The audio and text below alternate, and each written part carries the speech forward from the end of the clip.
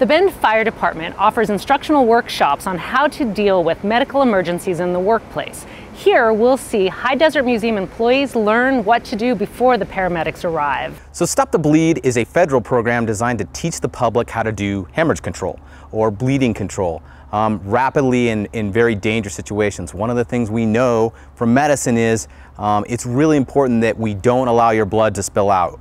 EMS does not have a good replacement for that. The first place you're going to get replacement blood potentially is the hospital.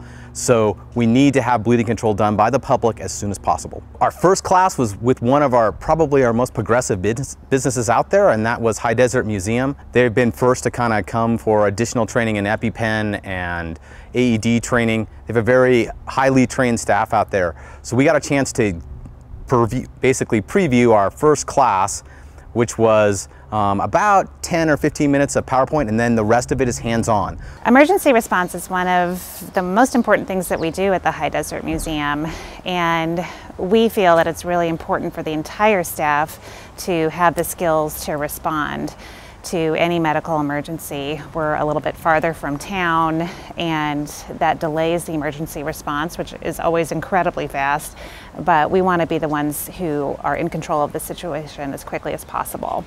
The city's position on our class coming up is we really want as many of our businesses in Central Oregon to take advantage of this. Again, this is a free program that Bend Fire offers. We would love to incorporate, if some small business want to get together and host us for the 1 hour of training a night, we would love to come and do that training. When we actually did the hands-on, it'll be a couple paramedics and one of the trauma surgeons. So each station, one was direct pressure bandages, kind of like the emergency bandage or the Israeli bandage. And then we do tourniquet practice, where we show you how to apply a commercially developed tourniquet. Very quick and easy, can be done by almost anyone for any limb extremity injury. And then the main station obviously is bleeding control, that the trauma surgeon kind of helps teach the people how to pack a wound and put direct pressure to control even arterial bleeding.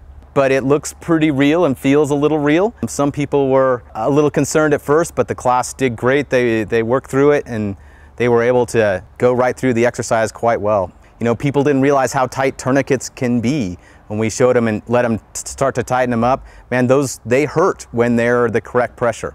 The High Desert Museum has had a lot of experience with medical emergencies, and these have included our volunteer corps either falling or having medical emergencies, and then our 170,000 visitors that we see. So we're responding to medical emergencies on a weekly basis.